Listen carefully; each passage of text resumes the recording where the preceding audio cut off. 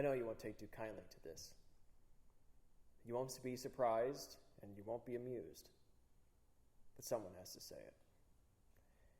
The hour is late, and you've left me with no other damn choice. Take it as the epilogue to the memoir you don't get a say in, if you must. That's what I'll claim it as. And we both know I always knew better about these sorts of things. Do you remember the day before the storm? You were barefoot when the police knocked on the door. It was the last knock the wood ever heard before it got knocked down. I still think it's ironic. But you were barefoot in your big green house, fresh out of school, and completely blameless. But nature takes no prisoners, and you learned that the hard way when your mama was throwing suitcases like confetti down your long green hallway. The woman always grappled me into mowing the grass, but Jesus, she threw those suitcases with an arm we never gave her proper credit for.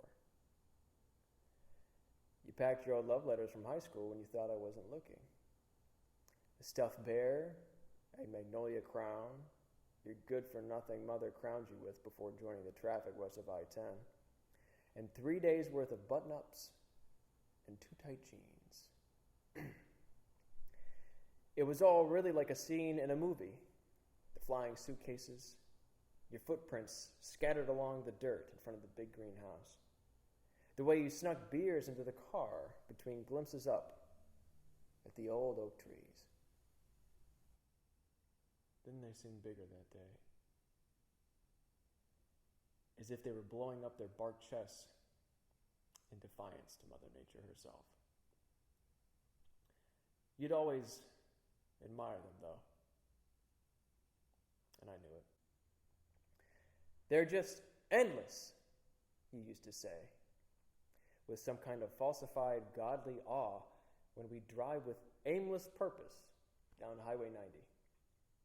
All but one window broken. You always kept that one wide open, staring down the aisle of oaks, guiding the way home. Looking back, yeah, they did seem endless. I knew you only used the word because it made you sound smart. It made you sound clever and thoughtful. But you really used to be, so I never said a thing. One night, on the way home to your big green house, through the endless oak trees, you stopped the car so damn fast I nearly bruised my knees on the dashboard. Your plain hair was stained with a primitive indifference to the worn old seats of your ebbing Jeep. But before I could ask what in the hell was wrong with you, and why you really did have a death wish for us both, you told me to shut the hell up and listen. You said it quietly, and with a lopsided grin, reaching over my legs to open my passenger door. Maybe it was the sound you managed to pick up on that impressed me enough not to tease you. Or maybe it was the view of a perfect half moon shining over the Gulf that kept me quiet. But the trees did have the loyal company of a seasonal chorus echoing through the humid, salt-sheathed air. Bullfrogs, the size of your skull, and cicadas the color of overripe bananas lay hidden amongst the brutal saw palms and burnt orange wildflowers. And I'd always liked that. Performers that didn't need recognition during a show. Even then, I wouldn't have minded if you'd started singing right then and there. You always said your voice was shit, and maybe it was. But you heard that last summer's song first. And I've always thought that that meant something.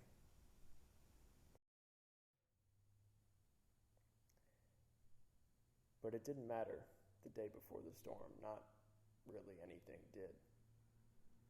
Now once the police and your strong-armed mama got wind of the cataclysm making a beeline for Mississippi. Evacuation Zone A. You breathed into your mother's answering machine. And it didn't take long for us to figure out why. You packed up the letters bare, wilting crown, and your poorly planned choices of clothes, and through it all in your rusted black Cherokee. Your papa scolded you in the midst of an oppressive wind for leaving the damn thing so messy, but you ignored him, pushing your hair from the sweat painting your temples.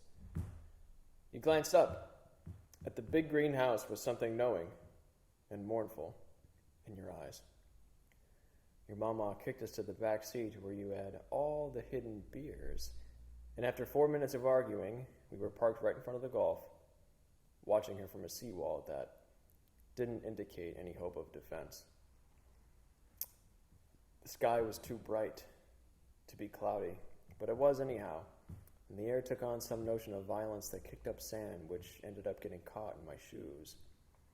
You still hadn't put yours on, and as I watched you watch the golf through narrow, blinded eyes, I thought about what you always said about the oak trees. I wondered if they were still bracing their chests in defiance, in an innate desire to protect the coastline they'd grown to call home. That's what it was for all of us, for better or for worse. Mississippi had entranced you as much as it had haunted you from the moment you opened your eyes and saw your mother hop on the interstate. The swamp-infused air had always curled the tips of your otherwise indifferent hair with a certain affection I never learned. But even then, even with every loving breath the humidity gave you, it still made sweat drip across your dark brow like some enduring reminder. The people, in both their culture and in their own right, had belonged to you despite your every insistence that you never belonged to them. And yes, they were arrogant in their honey-dipped drawls, I'll admit. But it was the rightful arrogance that came from building a family name from nothing but formless bayou sand.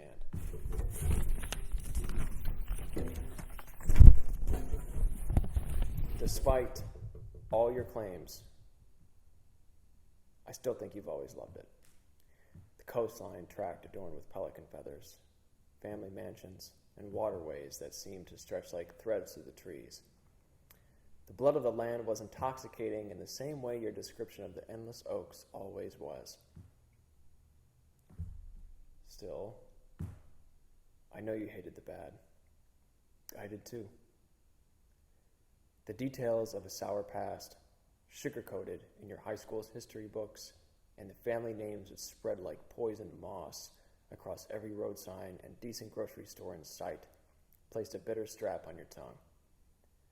But ever since you could remember, the mosquitoes had stood guard on every doorstep, and the pines had always seemed to emit a brazen green that was never objectively beautiful, but rather brave, rather striking in a way the raw, feral earth always is. Each day's dawn had always been enshrouded in an admittedly southern blush, the kind you like to scorn people for having, just as each night turned the gulf into a sheet of glass and pearl against the uninterrupted backdrop of a setting sun. And the sun set on the coast the day before the storm, all right. But the water was far from a pretty sheet of glass, even if it was about to contain all the broken windows in town. After we'd said our reticent goodbyes to the water you'd always loved, we found ourselves herded in the lawless midst of the coast's illustrious mass exodus. We spent the first 8 hours staring at the backs of panic bumpers, reading sun-worn stickers and the same billboards for miles. But we drove long into the night without looking back.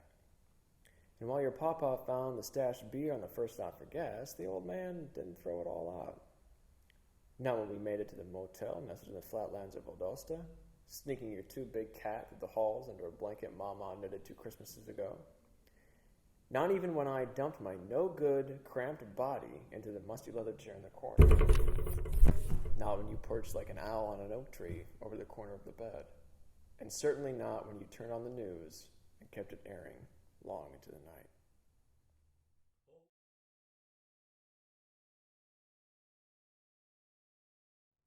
When you realized the big green house would be a big heap of debris.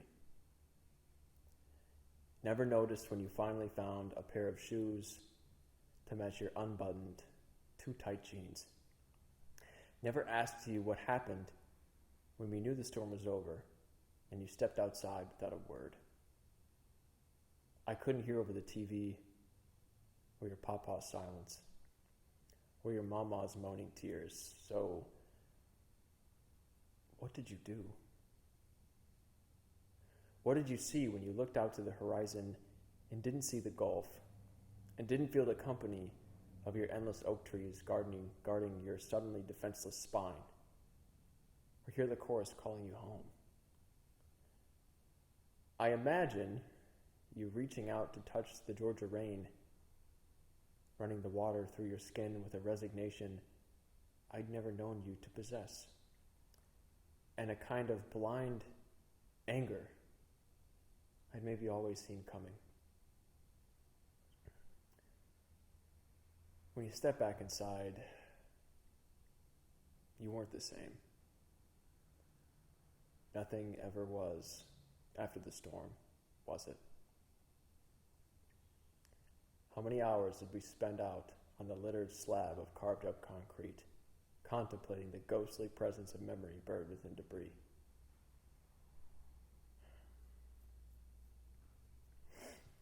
You refused to take Highway 90 for a full year after the storm, and refused to look up at your bygone beloved trees for longer yet. The ruined oaks reminded you of nameless corpses stacked like tangible loss along the roadside. They didn't have faces to bear against the Gulf anymore, even if the water was back to being glassy. Their limbs had crashed like fractured bones along the cracked maze of asphalt and wood. The salt had eroded the warmth from their rough skins, and sometimes I still think it did the same to you.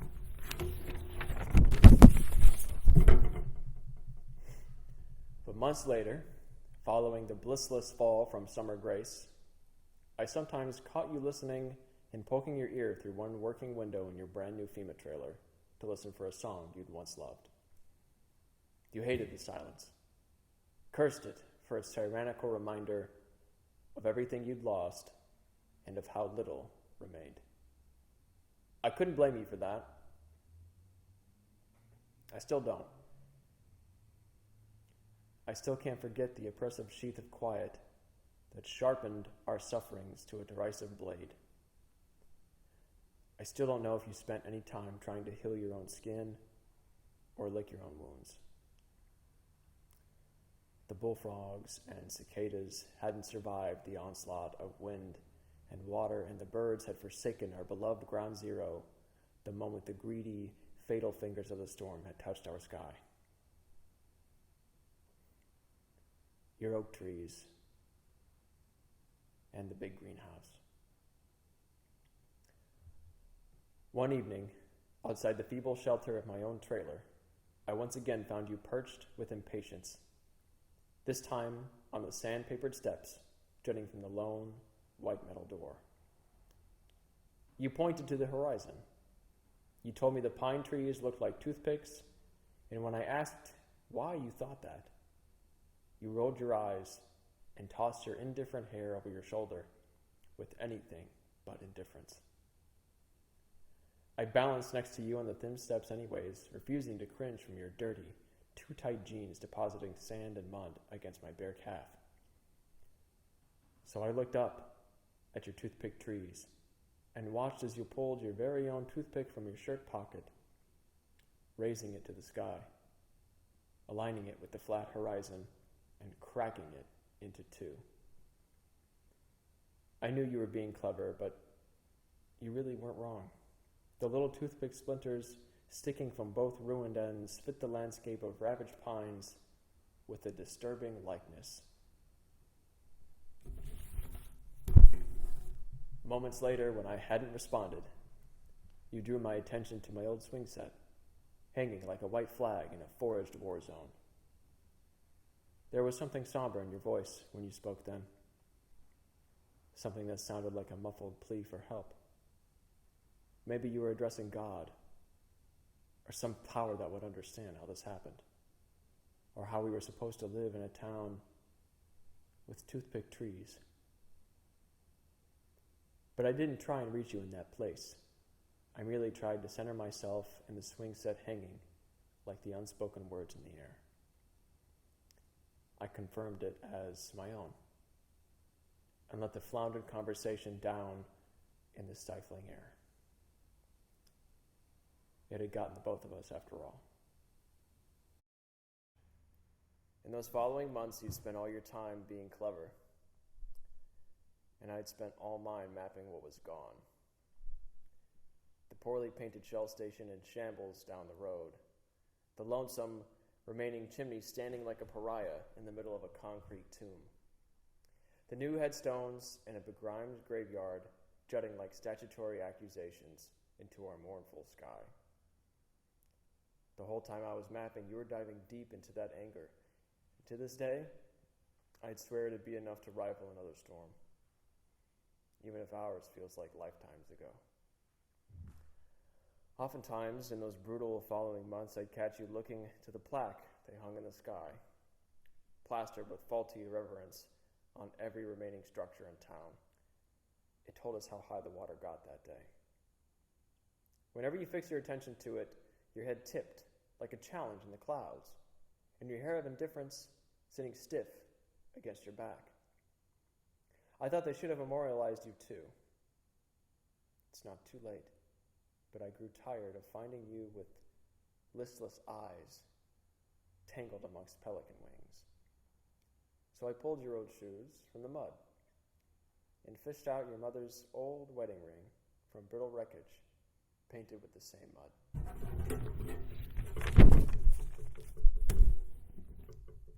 Years later, squinting your eyes at the specks of mud I could never get rid of, you told me it was just costume jewelry. But it was fitting because we did plenty of pretending back then. I think you got your knack for acting from your still absent mother. When the news stations turned their cameras on you, I could have sworn you were made for the screen, or at least a life marred by endless pretending.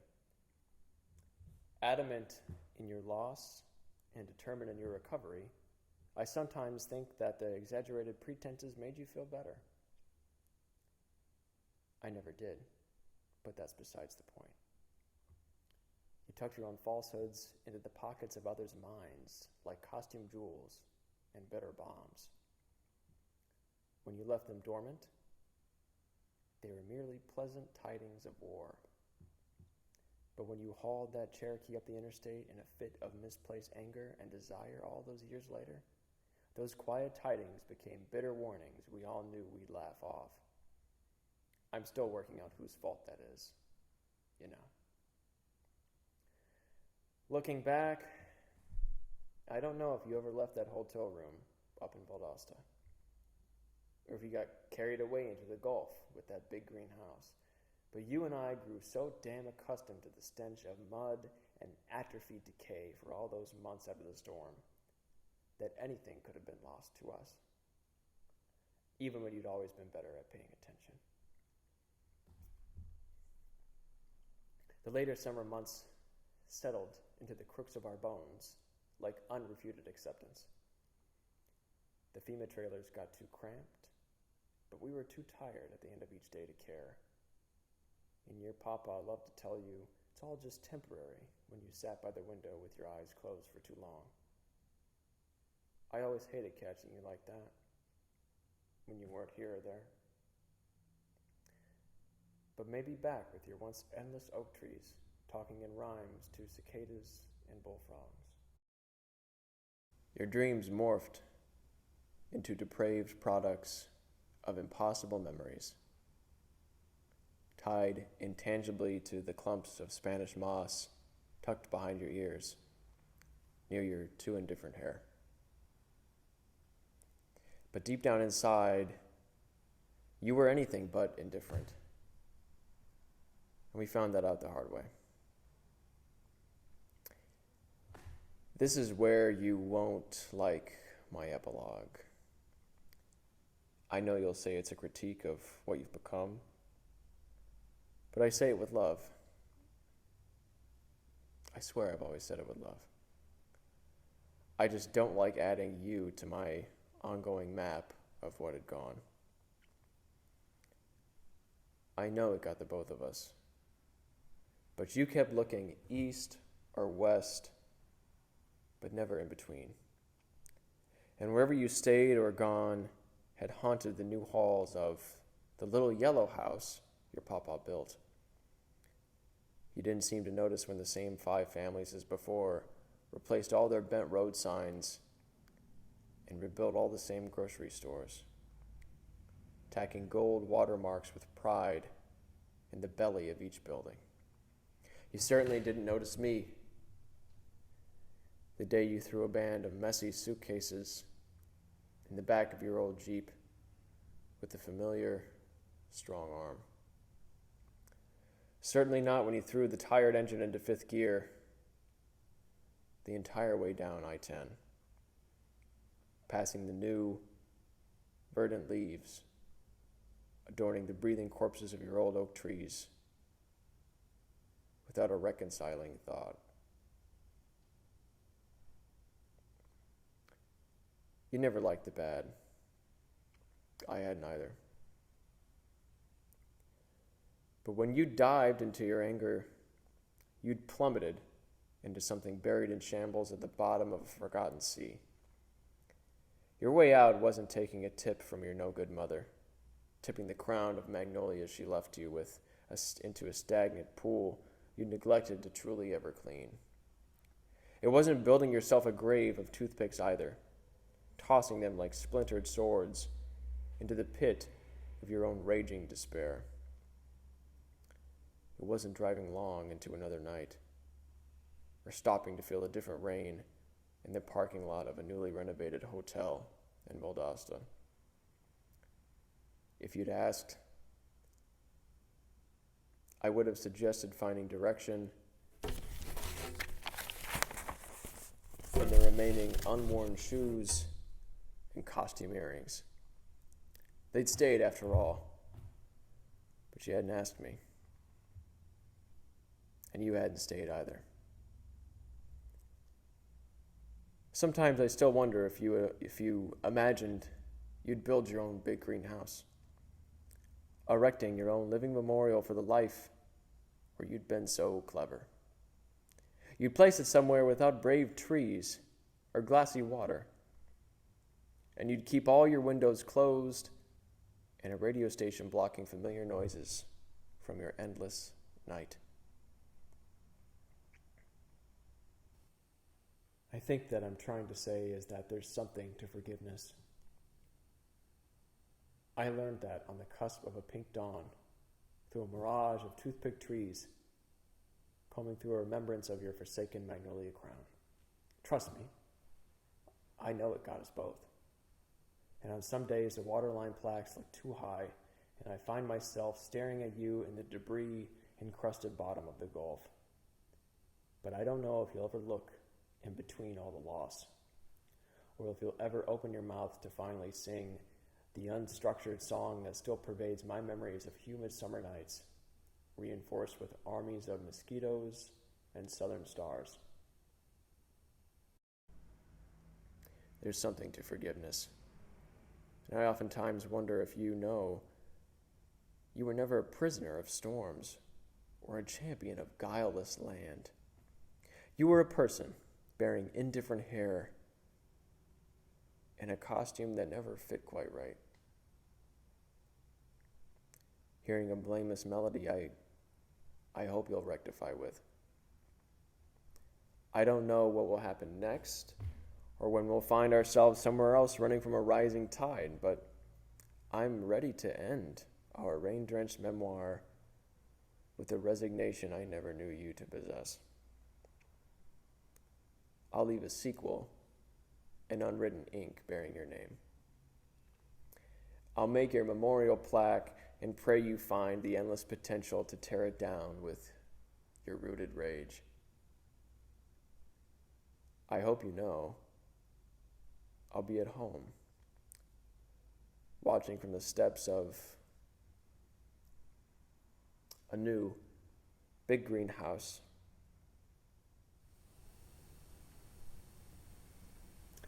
But I hope you know I won't be waiting for you.